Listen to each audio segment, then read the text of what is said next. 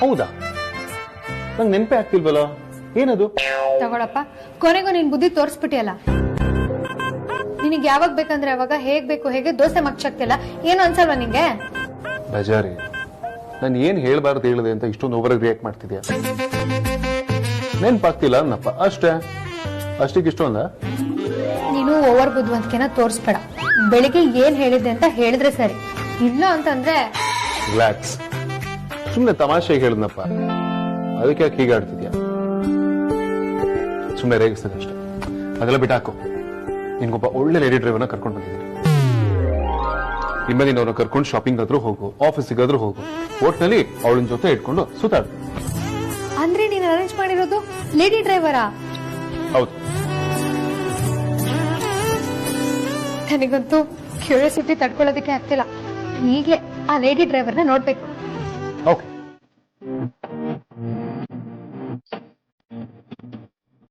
ಈಗ ಕ್ಲಚ್ ನ slight press ಮಾಡಿ ಫಸ್ಟ್ ಗೇರಿಗೆ ಹಾಕು.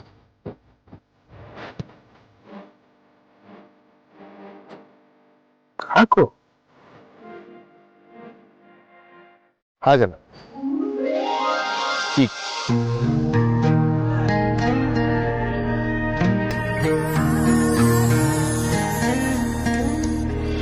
ಕ್ಲಚ್ ನ ನಿಧಾನವಾಗಿ ರಿಲೀಸ್ ಮಾಡ್ತಾ ಆಕ್ಸಿಲೇಟರ್ ನ ಪ್ರೆಸ್ ಮಾಡಿ.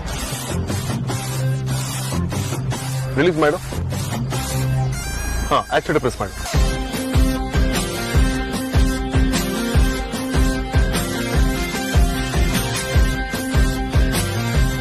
ಹಾಗೆ ಹಾಗೆ ಹಾಗೆ ನಿಧಾನವಾಗಿ ರಿಲೀಸ್ ಮಾಡು.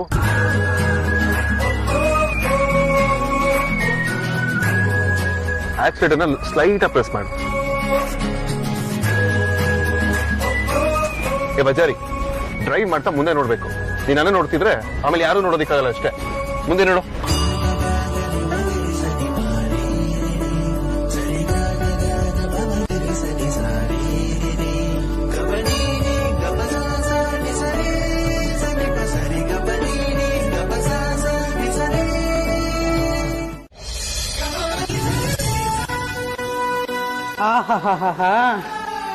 ರೀ, ನಿಮ್ಗಿಷ್ಟ ಅಂತ ಒಂದ್ ಬಾಕ್ಸ್ ತುಂಬಾ ಎಣ್ಗಾಯಿ ಮಾಡಿದ್ದೀನಿ. ಬೆಳಗ್ಗೆ ವಾಪಸ್ ಬರ್ತಾ ಇದನ್ನೆಲ್ಲ ನೀವೇ ತಿಂದು ಡಬ್ಬಿನ ಖಾಲಿ ಮಾಡ್ಬೇಕು, ಗೊತ್ತಾಯ್ತಾ? ಬಾಕ್ಸ್ ತುಂಬಾ ಬರೀ ಪಲ್ಯನೇ ತುಂಬಿಸಿದ್ರೆ ಹೇಗೆ ಪರಿ? ಏನು ಅಂತ ತಿನ್ನೋದು? ಜೊತೆಯಲ್ಲಿ ರೊಟ್ಟಿನೋ ಚಪಾತಿನೋ ಇದ್ರೆ ತಿಂದು ಖಾಲಿ ಮಾಡ್ಬೋದಪ್ಪ. ವಾ, ಆ ಬದ್ನೆಕಾಯಿ ಅಂದ್ರೆ ನಂಗೆ ಇಷ್ಟನೇ ಆಗಲ್ಲ. ಅದು ನಂಜು, ಆರೋಗ್ಯಕ್ಕೆ ಒಳ್ಳೇದಲ್ಲ. ಏಯ್, ನಿನಗ್ ಬದ್ನೆಕಾಯಿ ಇಷ್ಟ ಅಲ್ಲ ಅಂತ ನನಗೆ ಗೊತ್ತು ಕಣೆ. ಹಾಗಂತ ಅದು ಎಲ್ರಿಗೂ ನಂಜಲ್ಲ, ಕೆಲವರ ಶರೀರದ ಪ್ರಕೃತಿಗೆ ಆಗಲ್ಲ ಅಷ್ಟೇ. ಹಾಗಂತ ನೀನು ಬದನೆಕಾಯಿ ಅಂದ್ರೆ ಹಾಳು ಅನ್ನೋ ತೀರ್ಮಾನಕ್ಕೇನು ಬರ್ಬೇಕಾಗಿಲ್ಲ. ನಂಗೆ ಹೋಗುತ್ತೋ ಹೋಗಲ್ವೋ, ಯಾಕೋ ನಂಗೆ ಅದು ಇಷ್ಟನೇ ಆಗಲ್ಲ. ಅದಕ್ಕೆ ಕಣೆ ಬೇರೆ ಪಲ್ಯನೂ ಮಾಡಿಟ್ಟಿದ್ದೀನಿ. ಅಮ್ಮ, ನಿಂಗೆ ಇಷ್ಟು ವಯಸ್ಸಾದ್ರು ಗಂಡನ ಮೇಲೆ ಅದೆಷ್ಟೊಂದು ಲವ್. ಯಾರಿಗೂ ಇಲ್ದಿರೋ ಗಂಡ ನಿಂಗೊಬ್ರಿಗೆ ಇರೋ ತರ ಆಡ್ತೀಯ. ಅಯ್ಯೋ, ಯಾಕೆ ಪ್ರೀತಿ ಬಗ್ಗೆ ಇಷ್ಟು ಹಗುರವಾಗಿ ಮಾತಾಡ್ತಿದ್ಯಾ? ಪ್ರೀತಿ ಬೆಲೆ ಗೊತ್ತೇನೆ ನಿನ್ಗೆ? ನಮ್ಮಿಬ್ಬರಿಗೂ ವಯಸ್ಸಾಗಿರ್ಬೋದು, ಆದ್ರೆ ಪ್ರೀತಿಗೆ ಯಾವತ್ತೂ ವಯಸ್ಸಾಗಲ್ಲ. ಈಗ ನಿನ್ಗೆ ಅದು ಗೊತ್ತಾಗಲ್ಲ. ನಾಳೆ ನಿನ್ಗೂ ಮದ್ವೆ ಆಗಿ ಗಂಡ ಅಂತ ಒಬ್ಬ ಬರ್ತಾನಲ್ಲ, ಆಗ ನಿನ್ಗೆ ಅರ್ಥ ಆಗತ್ತೆ. ಅವನಿಗೇನು ಇಷ್ಟನೋ ನಿನಗಿಷ್ಟ ಇಲ್ಲದೆ ಇದ್ರು ಕಷ್ಟಪಟ್ಟಾದ್ರೂ ಮಾಡ್ಕೊಡ್ತೀಯ, ಆಗ ನಿನಗೆ ಗೊತ್ತಾಗತ್ತೆ.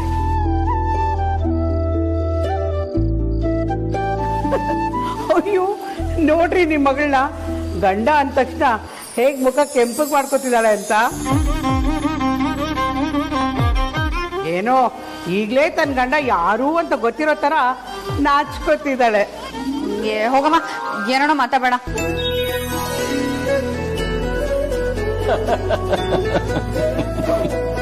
ಬರೀ ನಾನು ಹೊರಡ್ತೀನಿ. ಏ ಬಜಾರಿ, ಏನಾಗಿದೆ ನಿನಗೆ? ಹಿಂದೆ ಮುಂದೆ ನೋಡ್ಕೊಂಡು ಬ್ರೇಕ್ ಅಪ್ಲೈ ಮಾಡ್ಬೇಕಾನೆ. ಈಗ ಸಡನ್ ಬ್ರೇಕ್ ಹೊಡೆದು ಗಾಡಿ ನಿಲ್ಸಿದ್ರೆ ಯಾರಾದ್ರೂ ಬಂದು ಹಿಂದ್ಗಡೆ ಗುದಿತಾರಷ್ಟೇ. ಅಲ್ಲಯ್ಯ, ಪಕ್ಕದಲ್ಲಿ ಕೂತ್ಕೊಂಡು ಈ ತರ ತಲೆ ತಿಂತಿದ್ರೆ ಹೇಗೆ ಕಲಿಯಕ್ಕಾಗತ್ತೆ? ಬ್ರೇಕ್ ಹಾಕಿದ್ರೆ ಗೇರ್ ಹಾಕು ಅಂತ್ಯ, ಗೇರ್ ಹಾಕಿದ್ರೆ ಕ್ಲಚ್ ಹಿಡಿ ಅಂತ್ಯ, ಹಿಂದೆ ಕೂತ್ಕೊ ಅಂದ್ರೆ ಆಗಲ್ಲ ಅಂತ ಮಕ್ಳ ತರ ಹಠ ಮಾಡ್ತೀಯ. ಈ ತರ ಇರಿಟೇಟ್ ಮಾಡಿದ್ರೆ ಹೇಗೆ ಓಡ್ಸಕ್ಕಾಗತ್ತೆ? ನಿನ್ ಜೊತೆ ಬಂದ್ರೆ ಮಾತ್ರ ಡ್ರೈವಿಂಗ್ ಕಲಿಯೋದಕ್ಕಾಗಲ್ಲ. ನಾಳೆಯಿಂದ ನಾನು ಒಬ್ಳೆ ಬರ್ತೀನಿ. ಬೇಕಿದ್ರೆ ಡ್ರೈವಿಂಗ್ ಸ್ಕೂಲಿಗೆ ಸೇರ್ಕೋತೀನಿ. ಬಚಾರಿ, ನೀನ್ ಆಕ್ಚುಲಿ ಚೆನ್ನಾಗಿ ಓಡಿಸ್ತಿದ್ಯಾ. ಇನ್ನೊಂದ್ ಸ್ವಲ್ಪ ಕಾನ್ಸಂಟ್ರೇಟ್ ಮಾಡಿದ್ರೆ ಪರ್ಫೆಕ್ಷನ್ ಬರುತ್ತೆ. ಅದಕ್ಕೆ ಹೀಗೆ ಹೇಳಿದೆ. ಇನ್ನೊಂದ್ಸಲ ಟ್ರೈ ಮಾಡೋಣ. ನೀನ್ ಈ ತರ ಹೇಳಿದ್ರೆ ಒಂದ್ಸಲ ಅಲ್ಲ 100 ಸಲ ಬೇಕಿದ್ರೆ ಟ್ರೈ ಮಾಡೋಣ. ಅದ್ರ ಪಕ್ಕದಲ್ಲಿ ಕುತ್ಕೊಂಡು ನೂರಾರ ಅಂತ ಅನ್ಬೇಡ ಅಷ್ಟೇ. ನೋ ಬಚಾರಿ, ಖಂಡಿತವಾಗ್ಲೂ ಇಲ್ಲ. ಬೇಕಾದ್ರೆ ನೀನ್ ಹೇಳಿದಾಗೆ ಕಣ್ ಮುಚ್ಕೊಂಡು ಸುಮ್ಮನೆ ಕೂತಿರ್ತೀನಿ. ಕಣ್ ಮುಚ್ಕೊಳ್ಳೋದು ಏನ್ ಬೇಕಾಗಿಲ್ಲ. ಈಗ ಏನ್ ಮಾಡ್ಬೇಕು ಅಂತ ಹೇಳಿ ಸಾಕು. ಈಗ ಇಗ್ನಿಷನ್ ಆನ್ ಮಾಡಿ.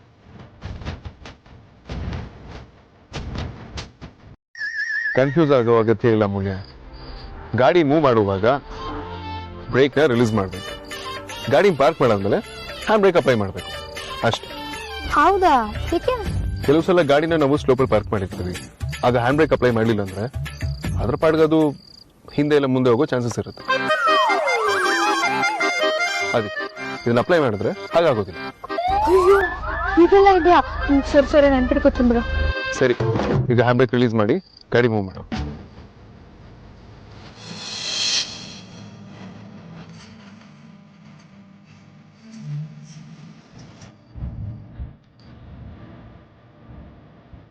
ವೆರಿ ಗುಡ್ ಬಜಾರಿ. ಈಗ ಹಾಗೆ ಸ್ವಲ್ಪ ಮುಂದೆ ಹೋಗಿ ಸೆಕೆಂಡ್ ಗೇರಿಗೆ ಹಾಕೋ.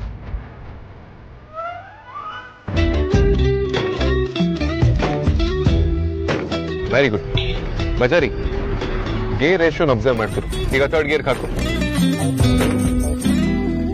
ಹಾಕು.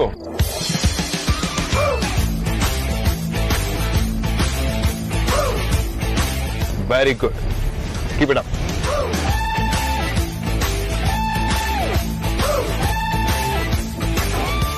RPM ಮೀಟರ್ನ ಅಬ್ಸರ್ವ್ ಮಾಡ್ತಿರು.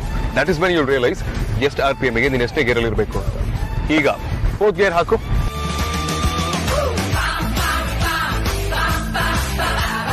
ವೆರಿ ಗುಡ್ ಬಾಜಾರಿ. I am so proud of you. Good.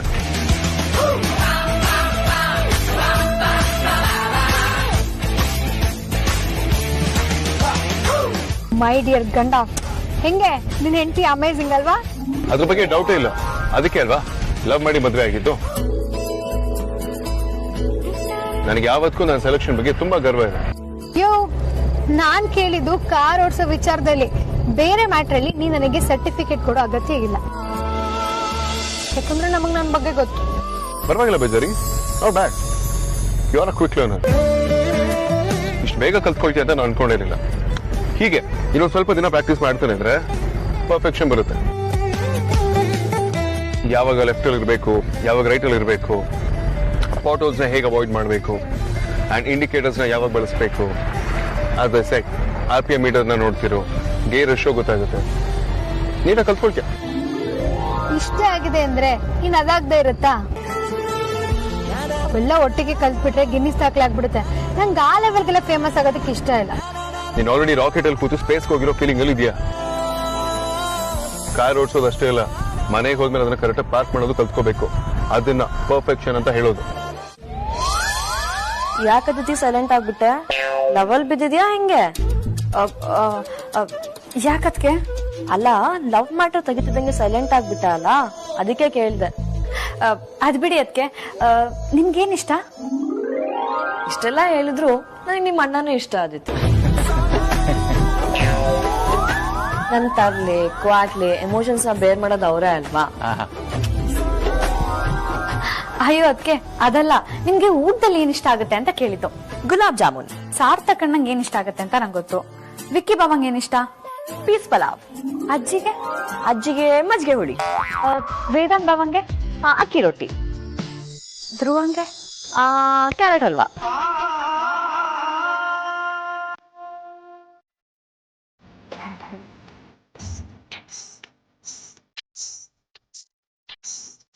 ಹೌದು, ಇದನ್ನೆಲ್ಲ ಯಾಕೆ ಕೇಳ್ತಾ ಇದ್ಯಾ? ಅಯ್ಯೋ ಏನಿಲ್ಲ ಅದಕ್ಕೆ.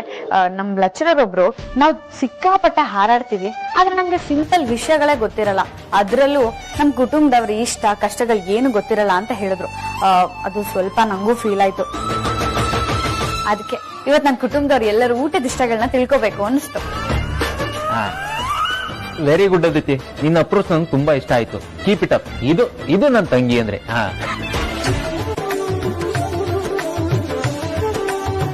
ನಿಮ್ ಬರೀ ಬೆಸ್ಟ್ ತಂಗಿ ಮಾತ್ರ ಅಲ್ಲ ಅದಿತಿ, ಸಂಬಂಧಿಕರ ಇಷ್ಟ ಕಷ್ಟಕ್ಕೆ ಇಷ್ಟೊಂದು ಬೆಲೆ ಕೊಡ್ತೀಯ ಅಂತಂದ್ಮೇಲೆ ನಿನ್ ಬೆಸ್ಟ್ ಮಗಳು, ಬೆಸ್ಟ್ ಸೊಸೆ, ಬೆಸ್ಟ್ ತಂಗಿ ಅಂಡ್ ಹಾಗೇನೆ ಬೆಸ್ಟ್ ಹೆಂಡತಿ ಕೂಡ ಆಗ್ತೀಯ ಅದಿತಿ.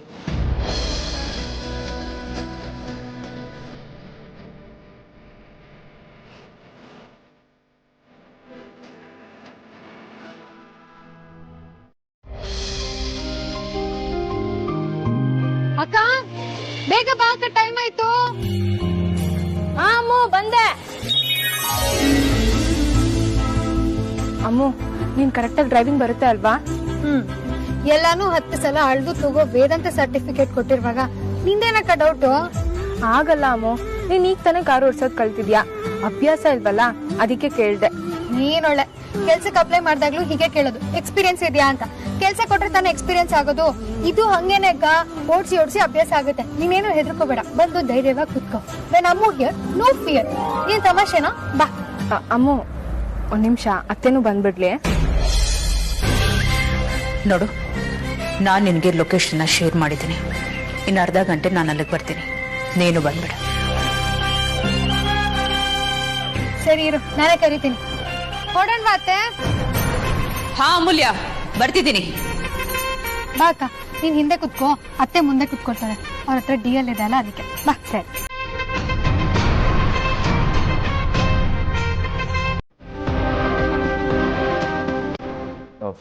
ಸರ್, ಸ್ವಲ್ಪ ಬೇಗ ಹೋಗಿ, ನಂಗೊಂದು ಮೀಟಿಂಗ್ ಅಟೆಂಡ್ ಮಾಡೋದು.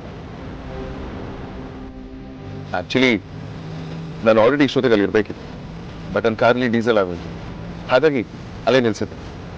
ಸ್ವಲ್ಪ ಬೇಗ ಹೋಗಿ please.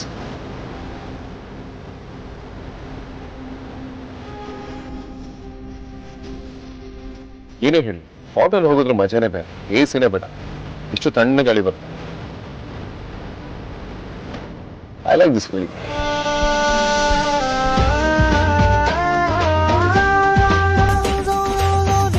And by the way, tech park reach ಆಗೋದಕ್ಕೆ ಎಷ್ಟೊತ್ತಾಗ್ಬೋದು? Weird.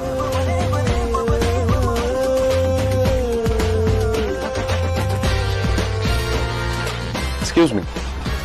ನಾನು ಆಗಿಂದ ನೀವು ಮಾತಾಡ್ಸೋದಕ್ಕೆ ತುಂಬಾ ಟ್ರೈ ಮಾಡ್ತಾ ಇದ್ದೀನಿ, ನೀವೇನು ರಿಪ್ಲೈ ಮಾಡ್ತಿಲ್ಲ. ಓ, ನಿಮ್ಗೆ ಕನ್ನಡ ಬರೋದಿಲ್ವಾ?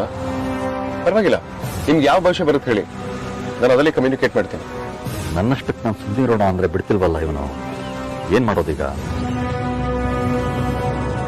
ಹಲೋ ಸರ್, ಕರೆಕ್ಟಾಗಿ ಹೇಳಿ, ಮಾನ್ಯತಾ ಟೆಕ್ ಪಾರ್ಕ್ ರೀಚ್ ಆಗೋದಕ್ಕೆ ಎಷ್ಟೊತ್ತಾಗುತ್ತೆ?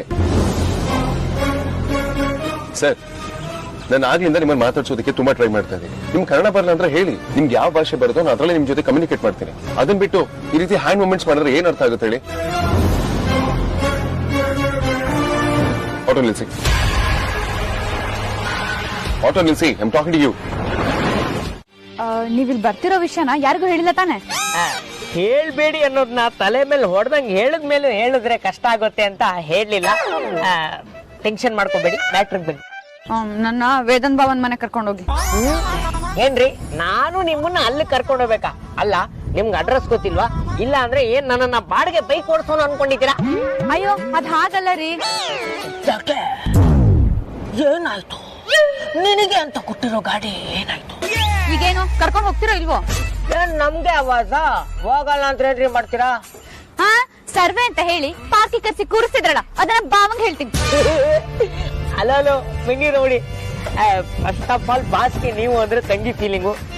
ಯಾವತ್ತು ಅವ್ರ ಊರ್ಗ್ ಹೋಗಿದ್ರಲ್ಲ, ಅಲ್ಲಿ ಯಾವನೋ ನಿಮ್ಮನ್ ರೇಗಿಸ್ತಾ ಅನ್ಬಿಟ್ಟು ಅವನ್ನೇ ಅಣ್ಗೈ ನೀರ್ಗೈ ಮಾಡ್ಬಿಟ್ರು. ಇನ್ನು ನಾನ್ ಮಾಡ್ದಿರೋ ತಪ್ಪಿಗೆ, ಐ ಮೀನ್ ಅದೇ ಅವತ್ತು ಪಾರ್ಕ್ ಕರ್ದ್ಬಿಟ್ಟು ನಿಮ್ನ ಲೈನ್ ಹೊಡಿತಾ ಇದೆ ಅನ್ನೋದು ಏನಾದ್ರೂ ನೀವು ಫಿಟ್ಟಿಂಗ್ ಇಟ್ಬಿಟ್ರೆ, ಆಹಾ, ನನ್ನ ಕತೆ ಇಮ್ಯಾಜಿನ್ ಮಾಡಕ್ಕೆ ಆಗಲ್ಲ. ಇವಾಗೇನು ನಿಮ್ನ ಮನೆ ಕರ್ಕೊಂಡು ಹೋಗ್ಬೇಕು ಅಷ್ಟೇ ತಾನೆ? ನಡಿ. ಏನ್ ನಡೀರಿ, ನಡ್ಕೊಂಡು ಹೋಗೋ ಆಗಿದ್ರೆ ನಿಮ್ಮನ್ ಯಾಕ್ರಿ ಕರ್ಸ್ಬೇಕಿತ್ತು?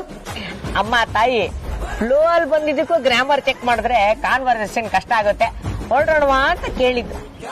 ಹಾ, ಹಾಗ್ ಬನ್ನಿ ದಾರಿಗೆ. ಹಾಗೆ ಹಂಪಲ್ಲಿ ಜಂಪ್ ಹೊಡ್ಸೋ ಆಗಿಲ್ಲ, ಗುಂಡಿ ಬಂತು ಅಂತ ಸಡನ್ ಆಗಿ ಬ್ರೇಕ್ ಹಾಕೋ ಹೋಗಿಲ್ಲ. ಹಾಗೇನಾದ್ರೂ ಮಾಡಿದ್ರು ನಿಮ್ ಬಾವಂಗ್ ಫೋನ್ ಹೋಗುತ್ತೆ ಅಷ್ಟೇ ತಾನೆ?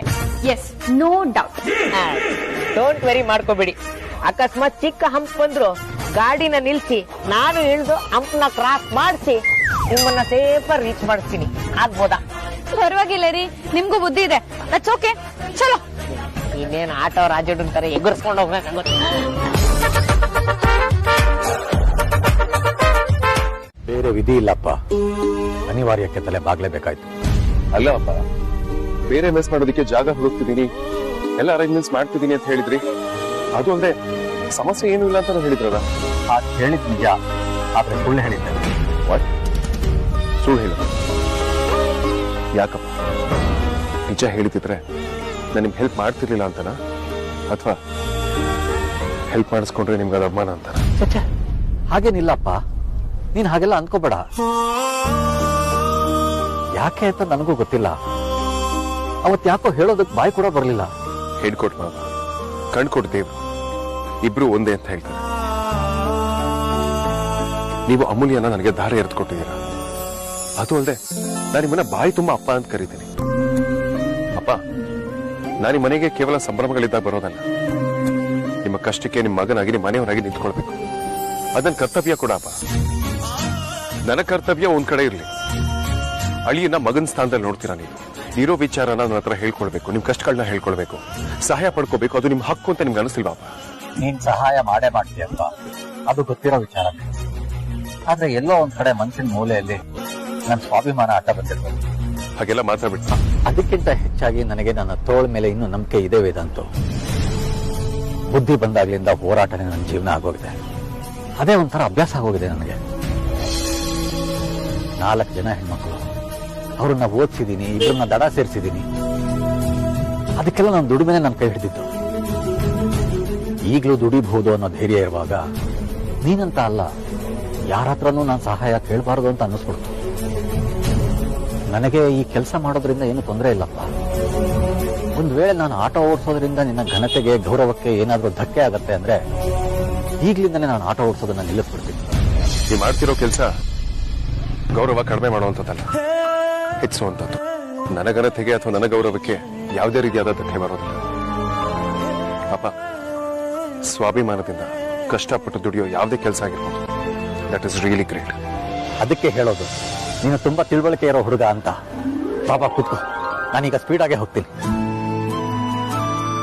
ವೇದಾಂತ, ಇನ್ನೊಂದು ವಿಷಯ, ನಾನು ಈ ಗಾಡಿ ಓಡಿಸ್ತಾ ಇರೋ ವಿಚಾರ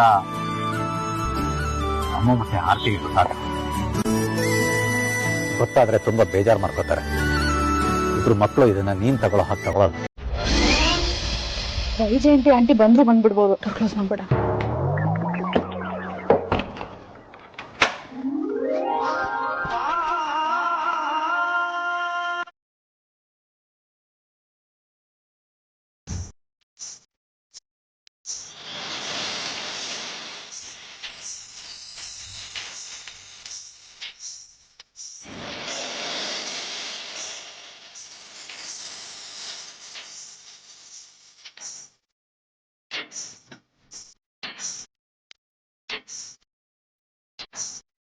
ಹೇಗಿದೆ ಧ್ರುವ?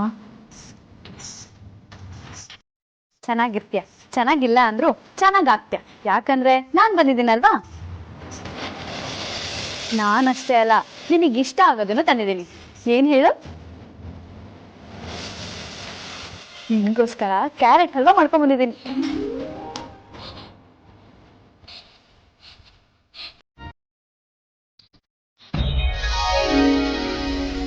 ಗಮನಿಡು. ಆಸೆ ಆಗ್ತಿದ್ಯಾ?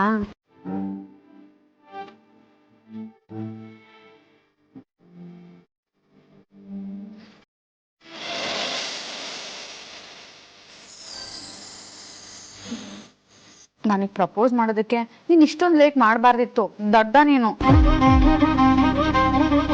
ನಾನು ನಿನಗೆ ಫಸ್ಟ್ ಟೈಮ್ ಪ್ರಪೋಸ್ ಮಾಡಿದ್ದು ನೆನಪಿದ್ಯಾ? I think I like you, Dhruva. I think I like you, Dhruva. I think I like you, ಧ್ರುವ.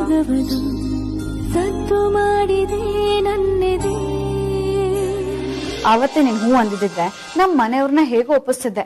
ಅಮ್ಮು ಅಕ್ಕ ಮತ್ತೆ ವೇದಾಂತ್ ಭಾವನ್ ಮದ್ವೆ ಜೊತೆ ನಮ್ ಮದ್ವೆನೂ ಆಗಿರೋದು. ಮೋಸ್ಟ್ಲಿ ಆಗ ನಿಂಗೆ ಈ ತರ ಪರಿಸ್ಥಿತಿ ಬರ್ತಾನೆ ಇರ್ಲಿಲ್ವೇನೋ.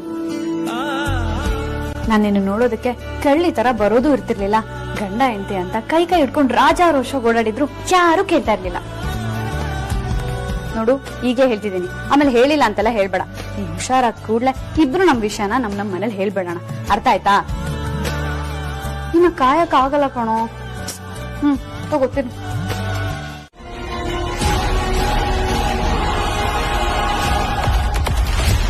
ಅಯ್ಯೋ, ದೇವಸ್ಥಾನಕ್ಕೆ ಹೋದವರು ಬೇಗ ಬಂದ್ಬಿಟ್ಟಿದ್ದಾರೆ. ನಾನ್ ಬೇರೆ ರಾತ್ರಿ ಇಲ್ಲೇ ಇದ್ದೆ ಅಂತ ಹೋಗ್ಬಿಟ್ಟಿದೀನಿ. ಈಗೇನಾದ್ರೂ ಸುಹಾಸಿನಿ ಮೇಡಮ್ಗೆ ನಾವಿಬ್ರು ಬ್ಯಾಕ್ ಡೋರ್ ಇಂದ ಇಲ್ಲಿಗೆ ಬಂದಿದೀವಿ ಅಂತ ಗೊತ್ತಾದ್ರೆ ಮಾತಲ್ಲೇ ಬೆಂಡೆತ್ತಿ ಏರೋಪ್ಲೇನ್ ಹತ್ತಿಸ್ಬಿಡ್ತಾರೆ.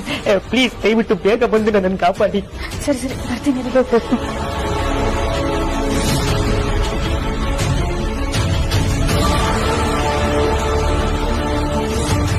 ಸಾರಿ ಧ್ರುವ, ನಾನು ಹೋಗಿ ಬರ್ತೀನಿ.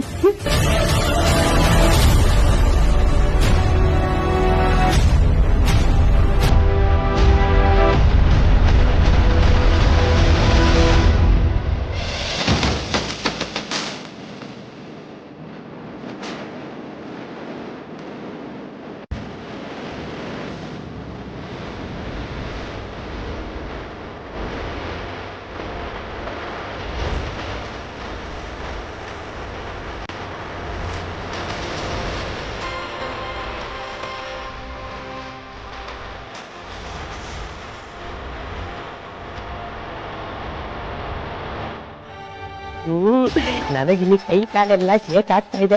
ಇವ್ರಿಗೆ ನೋಡಿದ್ರೆ ಸ್ಲೋ ಮೋಷನ್ ಬಿಲ್ಡಪ್ ಬೇರೆ. ಅಯ್ಯೋ ಬೇಡ, ಬೇಗ ಬನ್ನಿ ಹೋಗೋಣ.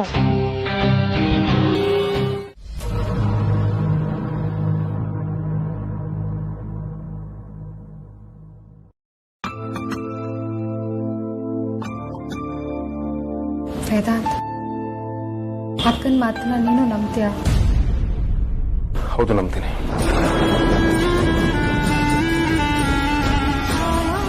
ಸರಿ ಆಯ್ತು, ನಿನ್ನಿಷ್ಟ. ಆದರೆ ಅದರಲ್ಲಿ ನನ್ನ ತಪ್ಪೇನೂ ಇಲ್ಲ ಅನ್ನೋದನ್ನ ನೀನು ನಂಬಕ್ಕಾಗತ್ತಾ? ಖಂಡಿತವಾಗ್ಲೂ ನಂಬ್ತೀನಿ.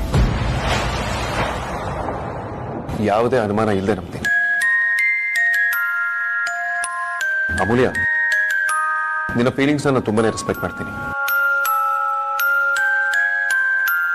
ಹಾಗೆ ಆರ್ತಿ ಅವ್ರ ಫೀಲಿಂಗ್ಸ್ನ ಕೂಡ ಅಷ್ಟೇ ರೆಸ್ಪೆಕ್ಟ್ ಮಾಡ್ತೀನಿ. ಗೋಡೆ ಮೇಲೆ ದೀಪ ಇಡ್ಬೇಡ ವೇದಾಂತ್. ಏನ್ ಹೇಳ್ಬೇಕು ಅಂದ್ಕೊಂಡಿದ್ಯೋ ನೇರವಾಗಿ ಹೇಳು. ಅಮೂಲ್ಯ, ಆರ್ತಿ ಈಗ ಕ್ಯಾರಿ. ಅವಳಲ್ಲಿರೋ ಭಯ ಅವಳಿಂದ ಈ ರೀತಿ ಬಿಹೇವ್ ಮಾಡಿಸ್ತಾ ಇದೆ. ಅಂಡ್ ಮೋರೋವರ್, ಪ್ರೆಗ್ನೆನ್ಸಿನಲ್ಲಿ ಮೂಡ್ ಸ್ವಿಂಗ್ಸ್ ಕಾಮನ್ ಅಂತ ನಿನಗೂ ಗೊತ್ತು, ನನಗೂ ಚೆನ್ನಾಗಿ ಗೊತ್ತು. ಅವರು ಚಿಕ್ಕ ವಿಷಯನ ದೊಡ್ಡದು ಮಾಡ್ತಾರೆ. ಸೊ ಈ ಟೈಮಲ್ಲಿ ನಾವು ಅವ್ರನ್ನ ಕೇರ್ಫುಲ್ ಆಗಿ ಹ್ಯಾಂಡಲ್ ಮಾಡಬೇಕು. ಆರ್ತಿ ನೀನು ಅಕ್ಕ ಅನ್ನೋದನ್ನ ಯಾವುದೇ ಕಾರಣಕ್ಕೂ ನೀನು ಮರಿಬಾರ್ದು. ಈ ಸಮಯದಲ್ಲಿ ನೀನು ಅವ್ರನ್ನ ತುಂಬಾ ಮೆಚೂರ್ಡ್ ಆಗಿ ಹ್ಯಾಂಡಲ್ ಮಾಡಬೇಕು. ಅವ್ರು ಏನೇ ಅಂದ್ರು ನೀನ್ ಬೇಜಾರು ಮಾಡ್ಕೊಳ್ಬಾರ್ದು. ಹಾಗೆ ನೀನು ಅವ್ರಿಗೆ ಹರ್ಟ್ ಆಗೋ ತರ ಯಾವತ್ತೂ ನಡ್ಕೊಳ್ಬಾರ್ದು. ಈ ಸಮಯದಲ್ಲಿ ನೀನು ಅವ್ರನ್ನ ಎಷ್ಟು ಕಂಫರ್ಟಬಲ್ ಆಗಿರ್ತೀಯೋ ಅಷ್ಟು ಒಳ್ಳೇದು. ಯಾಕಂದ್ರೆ ಅವ್ರಿಗಾಗೋ ಪರಿಣಾಮ ಅವ್ರ ಮಗು ಮೇಲೆ ಕೂಡ ಆಗತ್ತೆ. ಇಲ್ಲ ವೇದಾಂತ್, ನಾನು ಯಾವುದೇ ಕಾರಣಕ್ಕೂ ಅವಳ ಮೇಲೆ ಬೇಜಾರು ಮಾಡ್ಕೊಳ್ಳಲ್ಲ. ಆದ್ರೆ ಅವಳು ನನ್ನೇ ತಪ್ಪು, ನಾನೇ ಬೇಕು ಅಂತ ಮಾಡ್ತಿದ್ದೀನಿ ಅನ್ನೋ ತರ ಮಾತಾಡ್ತಾಳೆ. ನಿಜವಾಗ್ಲೂ ನಾನು ಯಾವ ತಪ್ಪು ಮಾಡಿಲ್ಲ ವೇದಾಂತ್. ನೀನ್ ತಪ್ಪು ಮಾಡಿಲ್ಲ ಅಂತ ನನಗೆ ಚೆನ್ನಾಗಿ ಗೊತ್ತು. ಆದ್ರೆ ಇದು ತಪ್ಪು ಸರಿ ಅಂತ ವಾದ ಮಾಡೋ ಸಮಯ ಅಲ್ಲ ಅಮೂಲ್ಯ. ನೀನ್ ತಪ್ಪು ಇಲ್ದೇ ಇದ್ರು ಸಾರಿ ಯಾಕ ಗೊತ್ತಾಗ್ಲಿಲ್ಲ ಅಂತ ಹೇಳ್ಬಿಡು. ಆಗ ನೀನ್ ದೊಡ್ಡೋಳು ಅನ್ಸ್ಕೊಳ್ತೀಯ. ಆರ್ತಿ ಅವ್ರಿಗೆ ನೀನ್ ಹೀಗೆ ಬಿಹೇವ್ ಮಾಡ್ತಿದ್ರೆ ನಿನ್ ಮೇಲೆ ಇರೋ ಅಪನಂಬಿಕೆ ಹೋಗುತ್ತೆ, ವಿಶ್ವಾಸ ಜಾಸ್ತಿ ಆಗುತ್ತೆ. ಇಲ್ಲ ವೇದಾಂತ್, ಅಕ್ಕ ನನ್ನ ಕಂಡ್ರೆ ಈ ತರ ಭಯ ಪಡ್ಕೊಳ್ಳೋದಕ್ಕೆ ಆ ಸುಹಾಸಿನಿನ ಕಾರಣ. ಇದೆಲ್ಲ ಅವ್ರದ್ದೇ ಕುತಂತ್ರ. ಆದ್ರೆ ಅದನ್ನ ನಿಂಗೆ ಹೇಗೆ ಅರ್ಥ ಮಾಡಿಸ್ಬೇಕು ಅಂತಾನೆ ಗೊತ್ತಾಗ್ತಿಲ್ಲ. ಇಲ್ಲ, ಹೇಗಾದ್ರೂ ಮಾಡಿ ಅಕ್ಕಂಗ ಆ ಸುಹಾಸಿನಿನ ನಂಬೇಡ. ಅವ್ರು ಸರಿ ಇಲ್ಲ ಅಂತ ರಿಯಲೈಸ್ ಮಾಡಿಸ್ತೀನಿ. ಅವರಿಂದ ಅಕ್ಕನ ದೂರ ಮಾಡೇ ಮಾಡ್ತೀನಿ.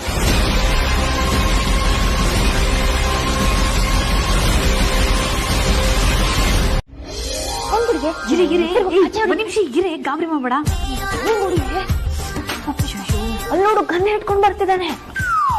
ನನ್ನ ಹತ್ರ ಗನ್ನಿದೆ ಕಣೆ. ಹೊಡಿಯದೆ. ಆದಿತಿ, ಯಾವಾಗ ಬಂದ್ಯಮ್ಮ? ನಾನು ತುಂಬಾ ಹೊತ್ತಾಯ್ತಮ್ಮ ಬಂದು. ಯಾಕೆ?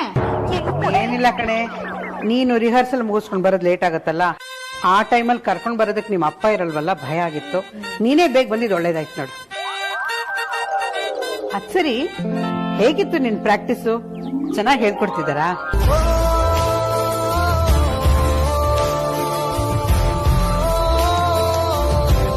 ಹೇಗಿದೆ ಧ್ರುವ? ಹಾಮ ಎಲ್ಲ ಚೆನ್ನಾಗಿತ್ತು, ಎಲ್ಲರೂ ತುಂಬಾ ಖುಷಿ ಪಟ್ಟು. ಹೌದಾ?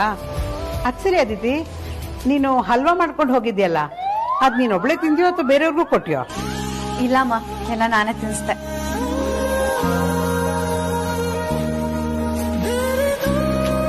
ಏಯ್, ಏನ್ ಹೇಳ್ತಿದ್ಯಾ ನೀನು? ನೀನೇ ತಿನ್ಸಿದ್ಯಾ? ಇಲ್ಲಮ್ಮ, ಎಲ್ಲ ನಾನೇ ತಿಂದೆ. ಸುಮ್ಮನಿರಕ್ಕಾಗಲ್ವಾ? ಯಾಕೆ ನೀನ್ ಯಾಕೆ ನಗ್ತಿದ್ಯಾ? ಏನಿಲ್ಲ ಅಮ್ಮ, ನಮ್ ಕುಂಬಳಕಾಯಿ ತೊದ್ಲೋದ್ ನೋಡಿದ್ರೆ ನಗು ಬರಲ್ವಾ? ಅಯ್ಯೋ, ನೀವ್ ಯಾವಾಗ ನಗ್ತಿರೋ ಯಾವಾಗ ಅಳ್ತಿರೋ ನನ್ಗೊಂದು ಅರ್ಥ ಆಗಲ್ಲ. ಏನಪ್ಪ ವಿಚಿತ್ರವಾಗಿ ಆಡ್ತಾ ಇದ್ದೀರಾ. ನಿಮ್ಮನ್ನ ಅರ್ಥ ಮಾಡ್ಕೊಳ್ಳೋಷ್ಟ್ರಲ್ಲಿ ನಾನು ಹುಚ್ಚಿ ಆಗ್ತೀನಿ ಅಷ್ಟೇ. ಏನಾರು ಮಾಡ್ಕೊಳ್ಳಿ. ಅಕ್ಕ, ನೀನ್ ಅವಾಗ ಸ್ವೀಟ್ ಮಾಡ್ಕೊಂಡು ಹೋಗಿದ್ದು ಭಾವಂಗ್ ತಾನೆ? ಈಗ ಸುಮ್ನೆ ನಾಟಕದ ರಿಹರ್ಸಲ್ ಅಂತ ಅಮ್ಮನ ಹತ್ರ ಸುಳ್ಳು ಹೇಳಿದೆ ಅಲ್ಲ? ಪ್ಲೀಸ್ ಕಣೆ, ದಯವಿಟ್ಟು ಅಮ್ಮನಂತ ಏನು ಹೇಳ್ಬೇಡ. ನಿನ್ ತಮ್ಮಯ್ಯ ಅಂತೀನಿ. ಪ್ಲೀಸ್ ಕಣೆ, ನೀನ್ ಮುದ್ದು ತಂಗಿ ಅಲ್ವಾ, ಸ್ವೀಟ್ ಸಿಸ್ಟರ್ ಅಲ್ವಾ? ಸೀಕ್ರೆಟ್ ಕೈಗೆ ಸಿಕ್ಕಿದ್ಮೇಲೆ ಅದನ್ನ ಯೂಸ್ ಮಾಡ್ಕೊಳ್ತಾ ಇದ್ರೆ ಏನ್ ಚೆನ್ನಾಗಿರುತ್ತೆ ಹೇಳು? ಬೆನ್ನಿಗೆ ಚೂರಿ ಹಾಕಿ ಅಂತ ನಂಗೆ ಚೆನ್ನಾಗಿ ಗೊತ್ತಿತ್ತು. ಎಷ್ಟು ಬೇಗ ಬ್ಲಾಕ್ ಮೇಲ್ ಮಾಡಕ್ ಶುರು ಮಾಡ್ಬಿಟ್ಟಿದ್ಯಾ ನೋಡು. ನೀನು ದುಡ್ಡು ಟೌರಾಣಿ, ನೀನು ಫಿಟ್ಟಿಂಗ್ ರಾಣಿ. ಹೆಂಗಿದ್ಯಾ ನೋಡು. ಒಂದ್ ನಿಮಿಷದ ಹಿಂದಷ್ಟೇ ಸ್ವೀಟ್ ಮುದ್ದು, ಸ್ವೀಟ್ ಸಿಸ್ಟರ್ ಅಂತ ಹೇಳ್ತಿದ್ದೆ, ಆಗ್ಲೇ ನಾನು ಡೌರಾಣಿ ತರ ಕಾಣಕ್ ಶುರು ಆಗ್ಬಿಟ್ನಾ? ಏ ಅದಿತಿ, ಬೆಳಗ್ಗೆ ಹಲ್ವಾ ತಗೊಂಡೋಗಿದ್ ಬಾಕ್ಸ್ ಅಲ್ಲೇ?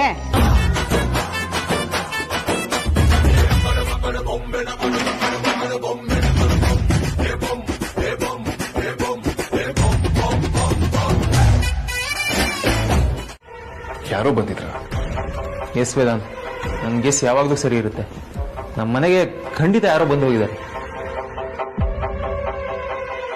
ಏನ್ ಹೇಳ್ತಿದ್ದೀರಾ ಸ್ವಲ್ಪ ಅರ್ಥ ಆಗೋ ರೀತಿಯಲ್ಲಿ ಹೇಳಿ ಸಾರ್ಥಕ್. ನನಗೆ ಈಗ ಧ್ರುವ ತಿಂದಿರೋದು ಸ್ವೀಟ್ ಏನಾ ಅಥವಾ ಬೇರೆ ಏನಾದ್ರೂ ತಿಂದಿರ್ಬೋದಾ ಅಂತ ಡೌಟ್ ಆಗ್ತಿದೆ. ನೀವೇ ಒಂದ್ಸಲ ಕಾಮಾಗಿ ಥಿಂಕ್ ಮಾಡಿ ನೋಡಿ ವೇದಾಂತ್. ಧ್ರುವನಿಂದೆ ಯಾರೂ ಗೊತ್ತಿಲ್ದಿರೋ ಒಂದು ಲೇಡಿ ಬಿದ್ದಿದ್ದಾಳೆ. ಧ್ರುವನ ಸ್ಥಿತಿಗೂ ಅವಳೇ ಕಾರಣ ಅಲ್ವಾ? ಹೌದು. ಇದು ಆ ಲೇಡಿ ಕೆಲಸನೇ ಇರ್ಬೋದಾ? ಧ್ರುವನ್ಗೆ ಕ್ಯಾರೆಟ್ ಹಲ್ವಾ ತಿನ್ಸಿದ್ದಾರೆ, ಬಟ್ಟೆ ಬೇರೆ ಇದೆ. ಇದನ್ನೆಲ್ಲ ನೋಡ್ತಿದ್ರೆ ಯಾರೋ ಧ್ರುವನ್ಗೆ ಹಲ್ವಾನಲ್ಲಿ ವಿಷ ಬೆರೆಸಿ ಸಾಯಿಸೋದಕ್ಕೆ ಟ್ರೈ ಮಾಡಿದ್ದಾರೆ ಅಂತ ನಿಮ್ಗೆ ಅನ್ಸಿಲ್ವಾ?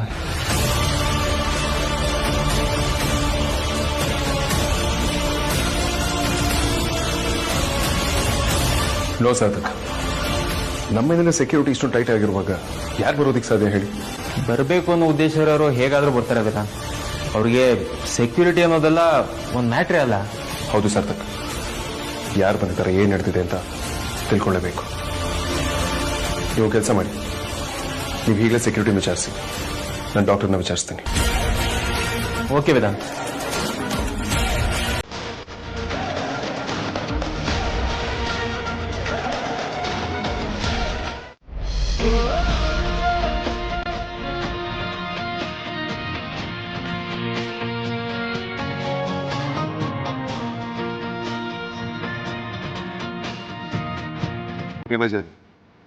ಗಂಡ ಇಷ್ಟೊತ್ತಾದ್ರೂ ವರ್ಕ್ ಮಾಡ್ತಿದ್ದಾನೆ. ಬ್ಲ್ಯಾಕ್ ಕಾಫಿನ ಗ್ರೀನ್ ಏನೋ ತಂದು ಕೊಡ್ಬೇಕು ಅನ್ನೋದು ಗೊತ್ತಾಗುತ್ತೆ. ಅಂತ ಸೌಂಡ್ ಎಫೆಕ್ಟ್ ಬೇರೆ ಕೊಡ್ತೀಯಾ? ಚಳಿ ಬೇರೆ ಆಗ್ತದೆ. ಬೇಕು ಅಂತ AC ಆನ್ ಮಾಡಿದ್ಯಾ? ಏಯ್, ಯಾರಿಗೆ ಹೇಳ್ತಿದ್ಯಾ? AC ಎಲ್ಲ ಆನ್ ಆಗಿದೆ, ರಿಮೋಟ್ ಏನತ್ರನ ಇಲ್ವಾ? ಹೌದಲ್ಲ, ಸಾರಿ ಬಜಾರಿ. ಅದು ಬೆಂಗಳೂರಲ್ಲಿ ಇತ್ತೀಚೆಗೆ ಮಳೆ ಜಾಸ್ತಿ ಆಗ್ಬಿಟ್ಟು ವೆದರ್ ಸಕ್ಕದಾಗ್ಬಿಟ್ಟಿದೆ. ತುಂಬಾ ಚಳಿ ಆಗ್ತಿದೆ ಅಲ್ವಾ? ಸ್ವಲ್ಪ ಕಿಟಕಿ ಕ್ಲೋಸ್ ಮಾಡು ಪ್ಲೀಸ್.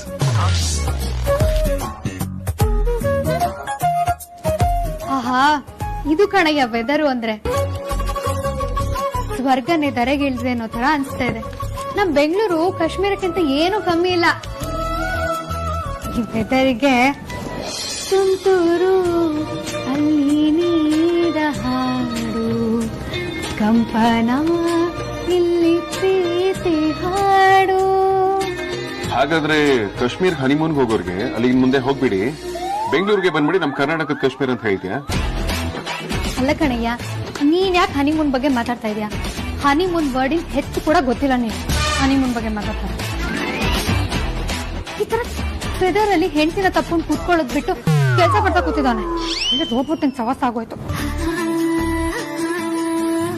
ರೋಬೋಟ್ಗೆ ಹೊಸ ಸಾಫ್ಟ್ವೇರ್ ಅಪ್ಡೇಟೇ ಮಾಡಿಲ್ಲ ಅನ್ಸುತ್ತೆ. ಇಂಥ ಕೊರಿಯ ಚಳಿಲಿ ಹೆಂಡತಿನ ತಪ್ಕೊಂಡು ಕೂತ್ಕೊಳ್ಳೋದ್ ಬಿಟ್ಟು ಕೀಲಿ ಮನೆ ಕುರ್ತಾ ಕೊಟ್ಟಿದ್ದಾನೆ. ಇವನು ನಂಬ್ಕೊಂಡ್ರೆ ನನಗೆ ಕಂಪ್ನಿನ ಗತಿ ಅನ್ಸುತ್ತೆ.